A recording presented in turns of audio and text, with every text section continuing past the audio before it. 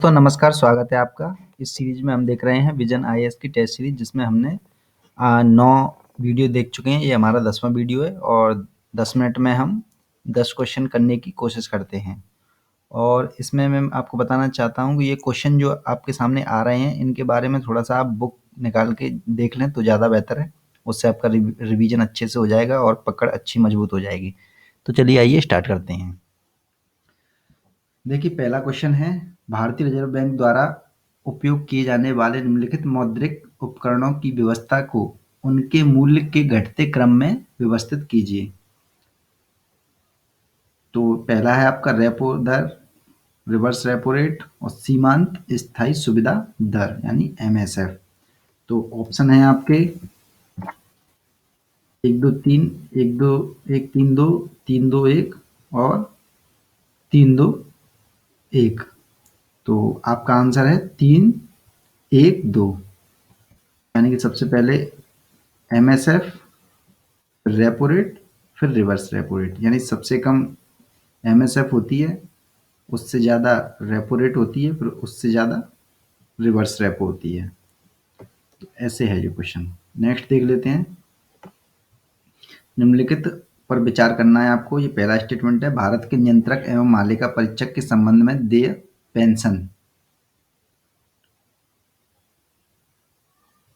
दूसरा स्टेटमेंट है आपका, उच्च न्यायालय के न्यायाधीशों के वेतन और पेंशन। तीसरा है आपका, नियंत्रक एवं मालिका परीक्षक के कार्यालय का प्रशासनिक व्यय। चौथा स्टेटमेंट है आपका, उच्चतम न्यायालय के प्रशासनिक व्यय। तो आपको ये जो स्टेटमेंट दिए हैं, ये आपको बताना है कि भारत की संचित निधि पर कौन कौन से भारित हैं। तो इसके ऑप्शन आपके सामने हैं, 1 2 3, 2 3 4, 1 4, 1 3 4। ऑप्शन है आपका डी, 1 3 4, 1 3 4, यानी कि उच्चतम न्यायालय के न्यायाधीश के वेतन और भत्ते जो है भारत की संचित निधि पर भारित नहीं है। नेक्स्ट देख लेते हैं। काल की गतिविधियों के संदर्भ में निम्नलिखित कथनों पर विचार करना है आपको। पहला स्टेटमेंट दिया है आपके सामने, इस काल में लंबी दूरी के व्यापार में गिरावट दर्ज की गई। दूसरा है आपका, बहुत ही इंपॉर्टेंट क्वेश्चन है ये, इस काल के दौरान शूद्रों की स्थिति में सुधार हुआ। तीसरा है आपका, श्रेणियों को नगरीय प्रशासन में बड़ा हिस्सा प्रदान किया गया। तो इन तीनों में से स्टेटमेंट में कौन सा स्टेटमेंट सही है, तो आप जवाब देंगे ये तीनों ही स्टेटमेंट आपके सही हैं। नेक्स्ट देख लेते हैं। भारतीय चिकित्सा परिषद के संदर्भ में निम्नलिखित कथनों पर विचार कीजिए। ये आपका पहला स्टेटमेंट है, यह एक संवैधानिक वैधानिक अधिकार है, संवैधानिक नहीं वैधानिक अधिकार निकाय है। दूसरा स्टेटमेंट है, यह जन औषधि योजना के लिए क्रियान्वयन निकाय है। तो सही ऑप्शन आपको बताना है।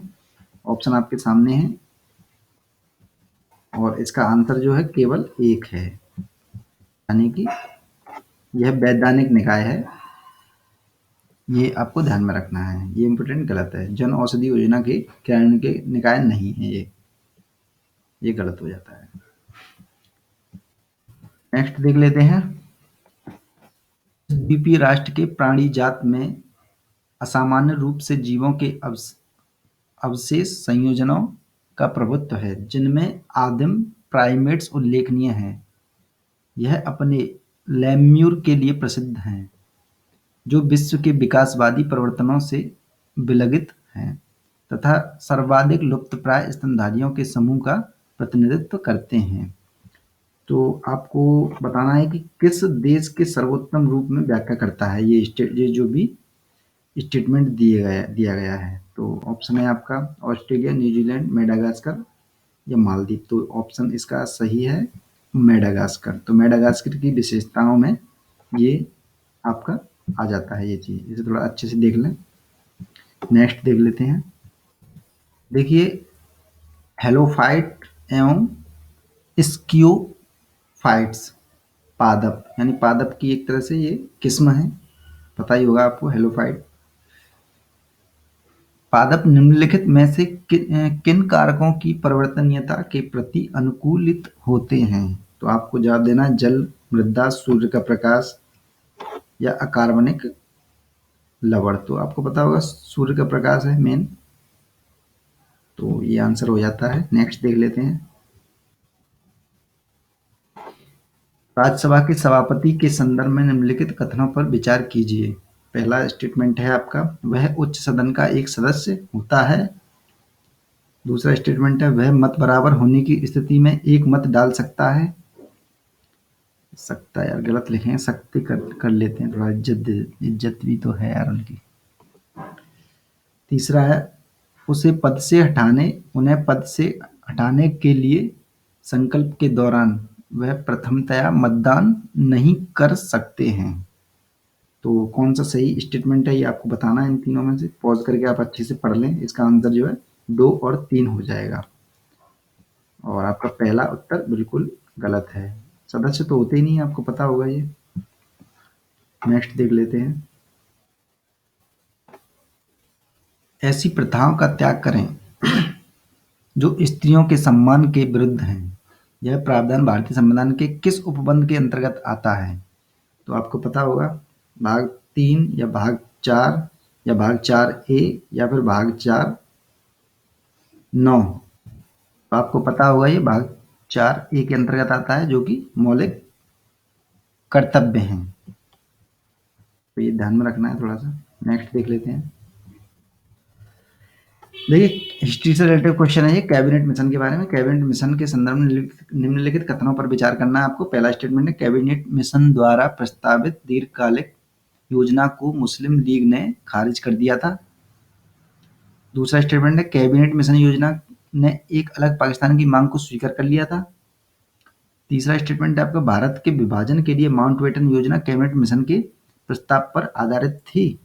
तो आपको पॉज करके इसे अच्छे से पढ़ लें इन ऑप्शनों को, और इसका आंसर जो है पहला होगा केवल, ये ध्यान में रखना है। नेक्स्ट देख लेते हैं। इसके द्वारा एक एकल लाइसेंस के तहत तेल और गैस, सेल गैस और गैस हाइड्रेट्स का अन्वेषण करने के लिए ठेकेदार सक्षम हो जाएगा। कोई कंपनी सरकार के औपचारिक निविदा चक्र का इंतजार किए बिना अन्वेषण ब्लॉक का चयन कर सकती है। यह उत्पादन भागीदारी अनुबंध के सिद्धांत पर काम करेगी। तो आपको जवाब देना है ये सही। 1 और 2, 2 3, 1 3 और 1 2 3। तो ऑप्शन है आपका 1 और 2। तो ये स्टेटमेंट थे ये वाले। देखिए, पहला स्टेटमेंट ये था और दूसरा आपका ये था। तीनों ही ये स्टेटमेंट हैं, यहाँ से यहाँ तक पहला हो गया, दूसरा आपका ये हो गया, तीसरा आपका ये हो गया। तो इसे अच्छे से पढ़ लें, अच्छा क्वेश्चन है ये। नेक्स्ट देख लेते हैं। देखिए, औस, अमन और बोरो ये क्या हैं, इनके बारे में आपको बताना है। तो ये क्या है? पूर्वी भारत में वर्ष भर के दौरान धान उत्पादन के मौसम, या फिर हिमालयी क्षेत्र में बहने वाली स्थानीय पवनों के नाम, या फिर मध्य भारत में पाए जाने वाले विशेष रूप से संवेदनशील जनजातीय समूह हैं ये, या फिर गेहूं की उच्च उपज देने वाली संकर किस्में हैं ये। तो आपका आंसर है, पूर्वी भारत में वर्ष भर के दौरान धान उत्पादन के मौसम को कहते हैं ये। यानी कि अमन आपको पता होगा, ये धान की एक तरह से किस्म है, तो एक तरह से उसी से जोड़ा गया है ये। तो ये आपका आंसर यही है। दोस्तों, आज के लिए बस इतना ही, और मुझे थोड़ा फॉर्मेट बताइएगा इसका। जो ब्लैक और जो हरा कलर मैंने लिया है, ये आपको थोड़ा दिखाई दे रहा है या नहीं दिखाई दे पा रहा है, हरा वाला, या फिर वाइट ही रखूँ मैं? इससे क्या होगा, आपकी आंखों को थोड़ा सा परेशानी नहीं होगी, इस वजह से मैंने ये कलर ले लिया है। तो जिन्होंने अब तक सब्सक्राइब नहीं किया है, सब्सक्राइब कर लें। सब्सक्राइब करने से आपके पास निरंतर वीडियो आते रहेंगे, और आप शेयर करें अगर आपको ठीक लगे तो। जहाँ तक है सही है, विजन मेरा तो कुछ है ही नहीं, विजन IAS का है ये जो कुछ है। और इन्हें आप बार बार दोहराते रहें तो ज़्यादा बेहतर है। आप चाहें तो डाउनलोड कर लें इसे और अपने दोहराते रहें बार बार। और जो भी टर्म्स आ रहे हैं, टेक्निकल कोई चीज़ें आ रही हैं, तो उनको आप नेट पर जाके सर्च करके उसे अच्छे से कवर कर लें जिससे आपका ये